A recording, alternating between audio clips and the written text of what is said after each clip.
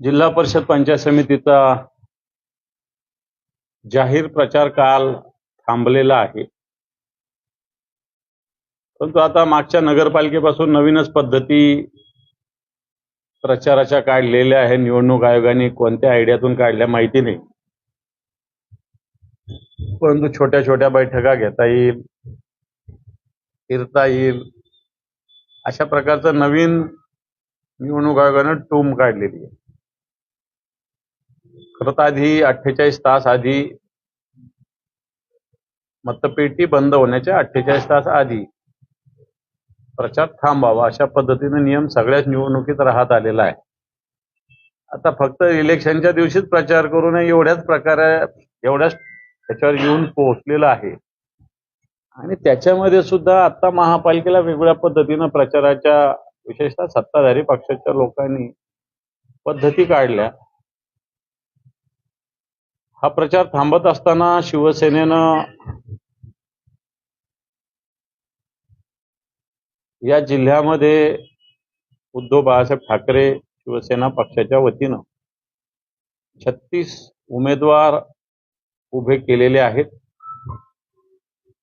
काँग्रेसचे 18, वंचितचे 5 उमेदवार आहेत. अशा पद्धतीनं एक आम्ही आघाडी या जिल्ह्यात केलेली आहे. काही ठिकाणी तुरळक ठिकाणी शरद पवार साहेबांची राष्ट्रवादी काँग्रेस सुद्धा सोबत आहे. आणि या दौऱ्यामध्ये शिवसेनेच्या वतीनं नियोजन केलेलं आहे. पूर्ण या प्रचारात बऱ्याच प्रमुख पदाधिकाऱ्यांना त्या तालुक्यातून आणि संभाजीनगरातून तालुक्याच्या जबाबदाऱ्या देण्यात आलेल्या आहेत. आणि आम्ही या सगळ्या सर्कलमध्ये पोहोचलेलो आहेत. माझ्यासोबत सुभाष पाटील साहेब आहेत, अन्य पदाधिकारी आहेत जिल्ह्यातले. या सगळ्या मंडळी या प्रचारात उतरलेल्या आहेत. अनेक प्रचाराची राळ शिवसेनेनं विशेषतः मूलभूत गरजा ज्या असतील, पाणी असेल, शिक्षण असेल, आरोग्य असेल, या विषयावर उठवलेली आहे. मी स्वतः जवळपास 49 सभा या जिल्हा परिषदेच्या प्रचाराच्या घेतलेल्या आहे. शिवसेनेचे उपनेते आमचे सुभाष पाटील साहेब यांनीही सगळ्या जिल्ह्यात फिरलेले आहेत. बाळासाहेब थोरात असतील, ज्ञानेश्वर डांगे असतील, हरिभाऊ हिवाळे, या सगळ्या मंडळींना सुद्धा वेगवेगळ्या तालुक्यात जबाबदाऱ्या होत्या आहेत. आणि आमचे त्या तालुक्याचे नेतृत्व असणारी मंडळी सुद्धा चांगल्या पद्धतीनं प्रचार करतात. पण पुन्हा एकदा सांगायला काही हरकत नाही, सत्ता संपत्तीचा मस्ती काल सकाळपासून जिल्ह्यात गावोगाव सुरू झालेली आहे, विशेषतः भारतीय जनता पार्टीच्या वतीनं. आणि त्याचे एक मस्ती गावोगाव काम केलं नाही म्हणून अशा पद्धतीनं पैशाचा वापर करावा लागतो. परंतु आता अशी स्थिती झाली का ती अंगवळणी पडण्यासारखं झालेलं आहे. आणि मला वाटतं ही निवडणुकीची पद्धती भारतीय जनता पार्टीनं पूर्णपणे भ्रष्टाचारी बनवलेली. पण एवढं जरी असलं तरी शिवसेनेला जनतेचा पाठिंबा मोठ्या प्रमाणावर आहे. दुपारी सभा घेतल्या, रात्री घेतल्या, सकाळी 7 वाजता घेतल्या, तरी या यशस्वी झालेल्या आहेत. आणि जनतेपर्यंत आम्ही या सगळ्या भूमिका मांडण्यात शेतकरी विरोधी सरकार कसं शेतकरी विरोधी आहे, आताच्या घडीला कशा पद्धतीनं प्रशासनाचा राज्याचा कारभार चालू आहे, या सगळ्या विषयावर जनतेपर्यंत आम्ही आमची भूमिका मांडलेली आहे.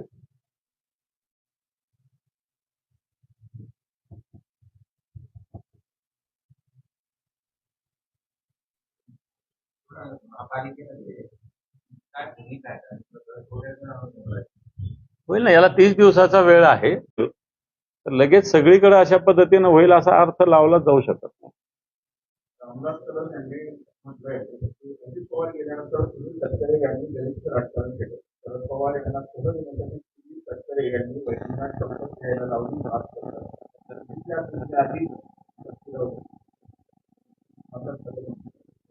बऱ्याच दिवसांनी रामदास कदम खरं आणि योग्य बोलले असं मला वाटतं.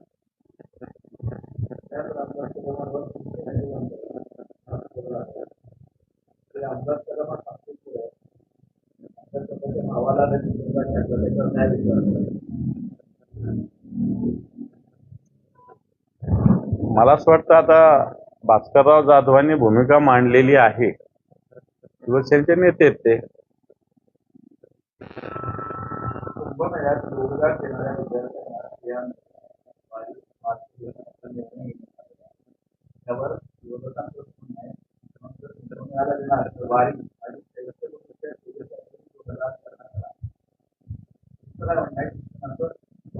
खरं तर मला असं वाटतं शिक्षण हा स्वतंत्र विषय आहे आणि अशा पद्धतीनं सेवा करणं हा स्वतंत्र विषय आहे.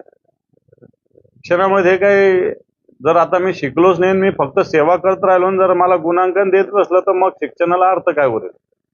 त्यामुळे असं कोणत्याही याला असं गुणांकन देणं चुकीचं आहे. सेवा करणं हे त्याच्यावर अवलंबून आहे. ज्याला करायची त्यांनी करावी, भले कुंभमेळ्यात करावी, नाही तर वारीत करावी, नाही तर दीक्षाभूमीवर करावी. ज्याचा त्याचा तो मनाचा विषय आहे, त्याला काही कोणी कंपल्शन करू शकत नाही. परंतु अशी सेवा केली म्हणून गुणांकन वाढणं हे चुकीचं आहे. हे तर स्पष्ट बोलायला काहीच हरकत नाही.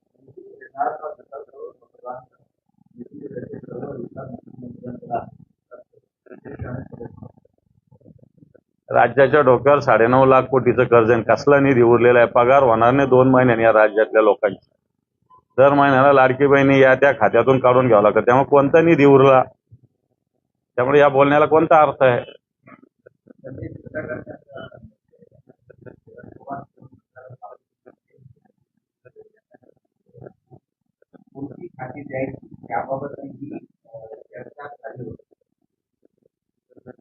संजय शिरसाट एनडीएचे प्रमुख आहे का? त्यांनाही माहिती आहे. त्यांच्या पक्षात त्यांना विचारत नाही. महापौर त्यांच्या न ऐकणारा माणूस देऊन टाकला आणि ते काय एनडीएच्या गोष्टी करतात.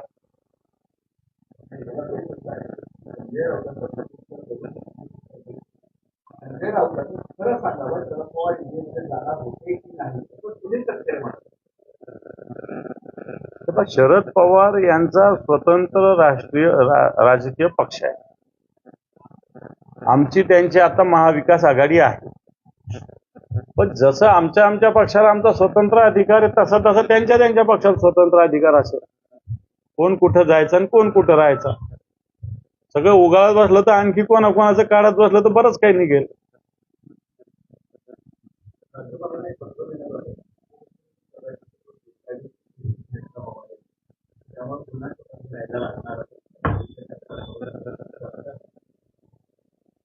याच्या आधी तशा शपथ घेतलेल्या. खरं तर उपमुख्यमंत्री पद हे कुठंच संविधानात नाही, घटनेत नाही, नियमात नाही.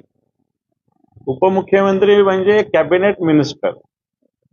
याच्यावरती मिनिस्टर, कॅबिनेट काय एखादा राज्यमंत्री सुद्धा उपमुख्यमंत्री होऊ शकतो जर करायचं ठरलं तर. परंतु उपमुख्यमंत्री नावाचं कोणतंही पद नाही, संवैधानिक पद नाही, हे सत्य आहे. आपल्या इथंच याची केस एकदा झाली होती. एक प्राध्यापक जाधव म्हणून होते देवगिरी कॉलेजचे. त्यांनी गोपीनाथ मुंडे जेव्हा 1995ला अशा पद्धतीनं उपमुख्यमंत्री काम करत होते त्यावेळेस ते देवगिरी कॉलेजचे प्राध्यापक आहे. त्यांनी सर्वोच्च हायकोर्टात ते गेले होते आणि त्यावेळेस हायकोर्टाने निकाल दिला होता की उपमुख्यमंत्री पद अशा पद्धतीनं संविधानिक नाहीच आहे.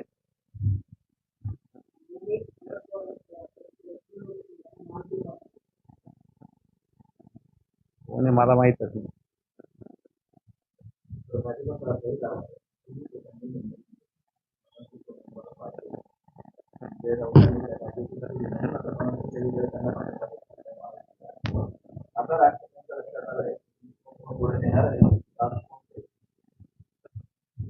या गोष्टीला कोणी तळस्थानी बोलण्यात काही अर्थ नाही.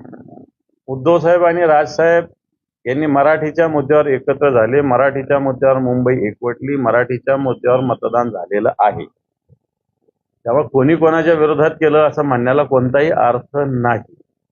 मतदान मनसेने मोठ्या प्रमाणावर घेतलेलं आहे, शिवसेनेने मोठ्या प्रमाणावर घेतलेलं आहे. ठीक आहे, काही जागा तांत्रिक नियोजन या सगळ्या कारणाने जवळपास 10, 15, 20 जागा थोड्या मतांनी गेलेल्या आहेत. आता ह्या पराभवानंतर त्याला अनेक फाटे फुटत असतात. परंतु हेच जर जिंकलं असतं तर पुन्हा म्हटले असते की बघा राजसाहेब आणि उद्धवसाहेब एकत्र झाल्यामुळं या सगळ्या गोष्टी झाल्या. त्यामुळे आता निवडणुकीनंतरच्या कवित्वाला कोणताही अर्थ आहे असं आम्हाला वाटत नाही. दुसरा मुद्दा एक आहे, संजय शिरसाट यांच्या रीट्सच्या संदर्भात कलेक्टरांच्या अध्यक्षतेखाली समिती नेमली होती. मी या संदर्भात माननीय मुख्यमंत्री आणि माननीय महसूल मंत्री यांना पत्र लिहिलं होतं. महसूल मंत्र्यांना तर मी भेटलो पण होतो आणि त्यांना विनंती केली होती की जर कलेक्टर हा पालकमंत्री असलेल्याची कशी चौकशी करणार, हा प्रश्न मी त्यावेळेस बावनकुळे साहेबांना बोललो होतो.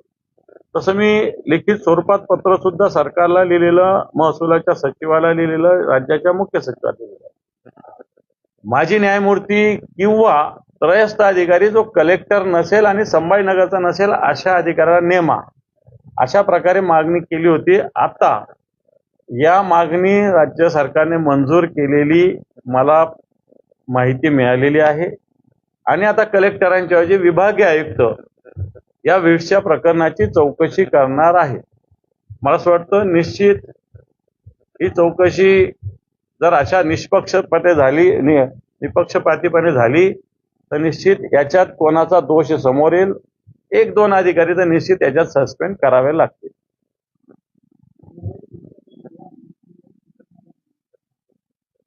पक्ष ठरवल ना कोणाला द्यायचं आणि काय नाही द्यायचं.